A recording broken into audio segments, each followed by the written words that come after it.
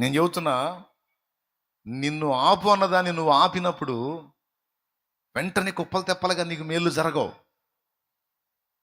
నువ్వు నిజంగా ఆపింది హృదయపూర్వకంగా ఆపావా, షో చేస్తున్నావో తెలుసుకోవద్దు ఆయన. అందుకని ఏం చేస్తాడు, నువ్వు ఆపగానే ఆర్థిక ఇబ్బందులు వచ్చేటట్టు, అన్ని వైపులా నీకు ఒత్తిడి వచ్చేటట్టు అనుమతిస్తాడు.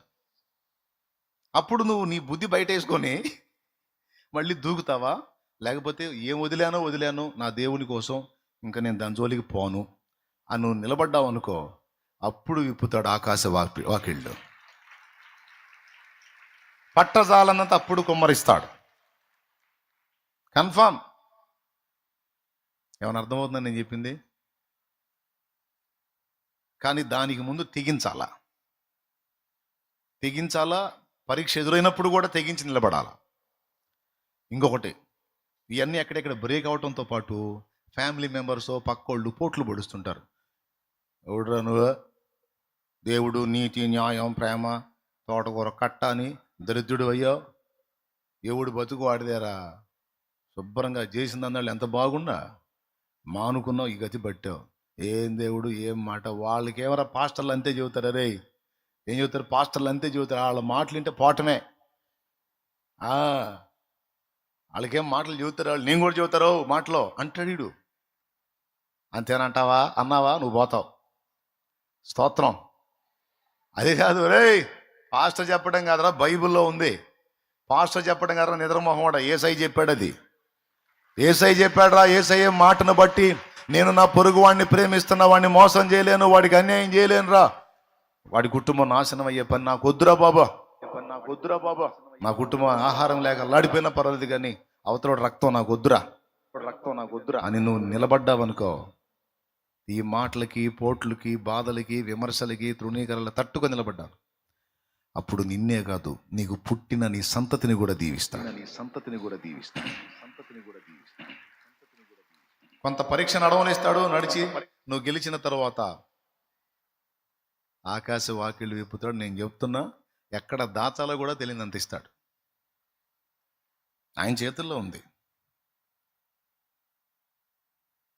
పుడిసిటిలోన జలములను కొలిచిన వాడితడు, పర్వతములను పూచిన వాడితడు. పుడిసిటిలోన కొలిచిన వాడితడు, పర్వతములను బాగా వినండి. సమస్తము చేసిన వాడు ఆయన కాబట్టి బిగబట్టిన ఆయనే విడుదల చేస్తాడు. ఎంతమంది నమ్ముతున్నారండి? చేసినా చేయకపోయినా, నేను నా తండ్రి చెప్పాడు, పక్కవాడిని ప్రేమించున్నానా, సాధ్యమైనంత వరకు ఇతరులకు మేలే చేయగాని కీడు చేయొద్దని నా తండ్రి చెప్పాడు కనుక నేను ఆయన ప్రేమిస్తున్నాను. నా సాటి సహోదరులను కూడా నేను ప్రేమిస్తున్నాను. వాళ్ళ కీడు కలిగించేది ఏది నేను చేయను అని నువ్వు తీర్మానం చేసుకుని నిలబడితే నువ్వు 2 ఆజ్ఞలు నెరవేర్చినట్టు. అయితే ఆయన ఏం చెప్తున్నాడో తెలుసా? ఇవి ఆజ్ఞలుగా గాక, ఇవి నేనేదో నీకు చెప్పానని బలవంతంగా రుద్దాను నీ మీద అన్నట్టు నువ్వు ఫీల్ అవ్వక, స్వాతంత్ర్యముగా స్వేచ్ఛగా నువ్వే ఆలోచించుకొని నీ అంతట నువ్వే నా దయను గుర్తుపట్టి, నేను 2 చేశాను నీకు. దయతో శిక్ష తప్పించా, దయతో నీకు ఫ్రీడమ్ ఇచ్చా. ఇప్పుడు నీ మీద ఏ ఒత్తిళ్ళు లేవు, ఏ కట్టడలు లేవు, ఏ రుద్దుళ్ళు లేవు. ఈ 2 నేను దయతో చేశా. కాబట్టి నా దయను నువ్వు గుర్తిస్తే నీకు ఇచ్చిన స్వాతంత్ర్యాన్ని యూజ్ చేసుకొని నీ అంతటా నువ్వే ఫ్రీగా స్వేచ్ఛగా ఈ అసహ్యమైన క్రియలు వదిలేసాయి.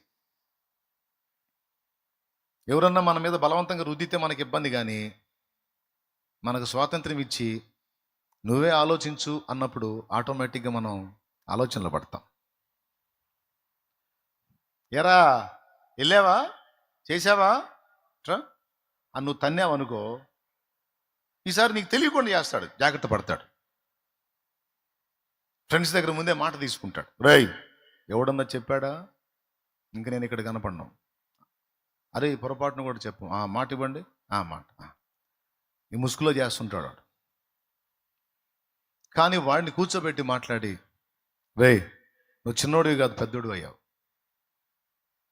నేనేందో తెలుసు, నేను చెప్పే ఆలోచన ఏందో తెలుసు, నీ పరిస్థితులు ఎలా ఉన్నాయో నీకు తెలుసు, కాబట్టి ఇక నేను గద్దించను, కొట్టను, తిట్టను, కానీ నీకు స్వేచ్ఛనిస్తున్నాను. దాన్ని అనుసరించి ఇక నువ్వు నడిపించుకుంటావో నీ ఇష్టం. బుద్ధిహీనమైన అడుగులు వేస్తే దాని ఫలితం నువ్వే మోయాలి, యుక్తమైన అడుగులు వేస్తే దాని దీవెన నువ్వే పొందాలి. నీ ఇష్టం. నీ యందు దయ ఉంచి నిన్ను ఇబ్బంది పెట్టకుండా నీకు స్వేచ్ఛనిచ్చా. ఇచ్చిన స్వేచ్ఛను ఉపయోగించుకొని ఇష్టం వచ్చినట్టు ఊరేగుతావా, లేకపోతే నాకు స్వేచ్ఛనిచ్చాడని ఎరిగి నా దయను గుర్తించి నిన్ను నువ్వే కంట్రోల్ చేసుకుంటావో నీ ఇష్టం. ప్రభువు దయాళుడని మీరు రుచి చూచి ఉన్న ఎడల ఆయన మీకు ఇచ్చిన స్వాతంత్ర్యమును ఆధారం చేసుకొని తప్పుడు బ్రతక ఆయనకి ఇష్టమైన అడుగులు వేయటానికి జాగ్రత్త పడండి అని చెప్తున్నాడు అక్కడ. అది విషయం. దేవునికి స్తోత్రం కలుగును గాక. ఏమేం మానమన్నాడు చూడండి, అక్కడ ఏమేం మానమన్నాడు. సమస్తమైన దుష్టత్వమును, సమస్తమైన కపటమును, వేషధారణను, అసూయను, సమస్త దూషణ మాటలను మాని క్రొత్తగా జన్మించిన శిశువులను పోలిన వారై నిర్మలమైన వాక్యమును పాల వలన రక్షణ విషయములు ఎదుగు నిమిత్తము ఆ పాలను అపేక్షించుడి. ప్రియులారా, ఇక్కడ శిశువులు అన్నాడు. క్రొత్తగా జన్మించిన శిశువులను పోలిన వారై. ఆ ప్రాచీన జీవితంలో మీరు మృతులవ్వాలి, చనిపోవాలి. క్రీస్తునందు నూతనముగా జన్మించిన క్రొత్త జన్మ అనుభవంలో మీరు ప్రవేశించి, క్రొత్త శిశువు ఎలాగైతే లోకంలోకి అడుగు పెడతాడు, అలాగే ప్రభుల్లో మీరు నూతన శిశువులు, క్రొత్తగా జన్మించిన శిశువుల్లాగా బ్రతకాలి. ఒకప్పుడు ఆజ్ఞలు మన మీద బలవంతంగా రుద్దినాయి. ఇక్కడ ఆచారాలు రుద్దినాయి, ఇశ్రాయేల్నేమో ఆజ్ఞలు రుద్దినాయి. ఇప్పుడు ఏం లేవు. ఇప్పుడు ఫ్రీ బోర్డ్స్. నువ్వు నీళ్లు పోసుకోలేదు అనడు, నువ్వు ఇదే తినాలి అనడు, అది ఎందుకు తిన్నావు అనడు, లేవు. హడావుడిగా నువ్వు వస్త్రాలు ధరించావనుకో, ఏమంటాడు తెలుసా?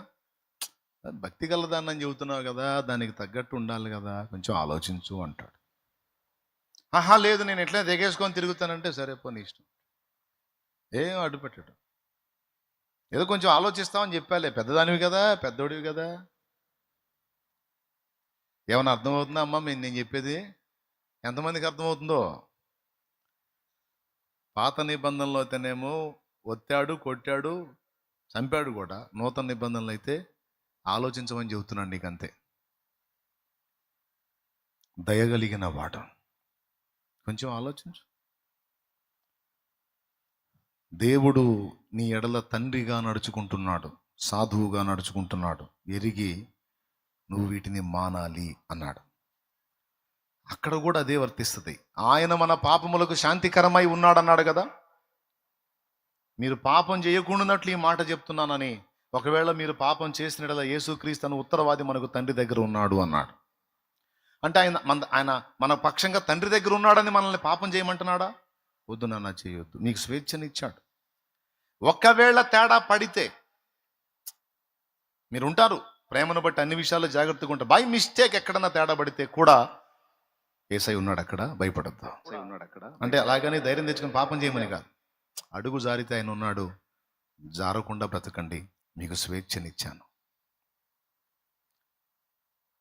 ఇది ఎంత హాయిగా ఉందంటే, ఇక ఇందులో ఏ కట్టుబాటు లేదు, ఏ ఒత్తిడి లేదు. నీకు స్వేచ్ఛనిచ్చాను, నీకు స్వాతంత్ర్యం ఇచ్చాను, నీ ఇష్టం. మందు తాగకూడదు. ఎందుకు తాగకూడదు? నేను తాగితే దేవుడికి వచ్చిన నష్టం ఏంది?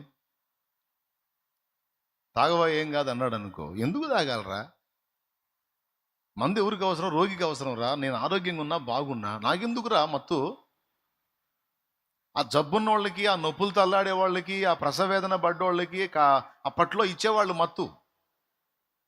ఇప్పుడు ప్రసవేదన పడి బిడ్డను కంటే వెనకటి రోజుల్లో వాళ్ళకి మత్తు మందు ఇప్పుడు ఇది లేదు కదా. అప్పుడేంది? ఆల్కహాల్ రూపంలో ఉంటుంది, మద్యం. అది ఇచ్చేవాళ్ళు కొంచెం. ఈ నొప్పులు పడి బిడ్డను కన్నా ఆమె దాగి నిద్రపోయింది. ఏందండి నవ్వుతారు? పెద్ద వయసు వాళ్ళు చెప్పండి, అవునా కాదా? తల్లులు చెప్పండి, పెద్ద వయసు తల్లులు ఎవరన్నా వెనకటి రోజులు అట్లా ఇచ్చారా లేదా? మరి చేతులు ఎత్తండి, వాళ్ళు నన్ను అనుమానంగా చూస్తున్నారు. చేతులు ఎత్తండి, నిజమా కాదా? మరి వాళ్ళకేం తెలుసు? ముసలాళ్ళతో ఫ్రెండ్షిప్ చేసింది నేను. దేవునికి స్తోత్రం కలుగును గాక. అరే జబ్బున్నోడికి, నొప్పులున్నోడికి, బాధలున్నోడికి రా మత్తు, నాకెందుకురా? అంటే తాగితే దేవుడు ఏదైనా చేస్తాడు, నరకంలో వేస్తాడని భయపడతా. దేవుడు ఏదో చేస్తాడు, నరకలు వేస్తాడని కాదు. నాకు మైండ్ బాగుంది, అవసరమా? ఒకవేళ నేను దాన్ని తీసుకున్న ఆయన ఏమంటాడు? ఎఫెక్ట్ అవుతావు, జాగ్రత్త అంటాడు. ఆయన నన్నేం బలవంతంగా రుద్దలేదే, ఇబ్బంది పెట్టలేదే, నా క్షేమం కోరి చెప్పాడు. చూడు ఆయన ఆలోచించన్నాడు నా తండ్రి. నాకు అర్థమవుతుంది, నాకు మైండ్ పని చేస్తుంది, నాకెందుకురా? వద్దేబా. మీ దేవుడు ఏమైనా చేస్తాడని భయం పడుతుందా? భయం పుట్టడం కాదురా, నాకు అవసరం లేదు. ఒక్కొక్కటి రెచ్చగొడతాడు ఇట్లా. మీ నాన్న తంతాడని భయమా? మీ ఆవిడ తిట్టిద్దని భయమా? మీ ఆవిడ కొట్టిద్దని భయమా? నీ భర్త కొడతాడని భయమా? లేదు, నీ చేత కొన్ని పనులు చేయించడానికి రెచ్చగొడతారు. అప్పుడు నీ సమాధానం ఏంటి? ఏమై ఉండాలి? వాళ్ళు కొడతారు, వీళ్ళు తిడతారని కాదు, నాకే ఇష్టం లేదు. మనుషుల విషయం పక్కన పెడితే దేవుడు నీకు ఆ ఫ్రీడమ్ ఇచ్చాడు. దేవుడు నీకు ఆ స్వేచ్ఛ ఇచ్చాడు, దయతో ఇచ్చాడు. కట్టడలన్నీ ఎత్తేసాడు. రెండే రెండు. దేవుణ్ణి ప్రేమించు, ఎందుకంటే ఆయన మీ నాన్న, నీ తండ్రి.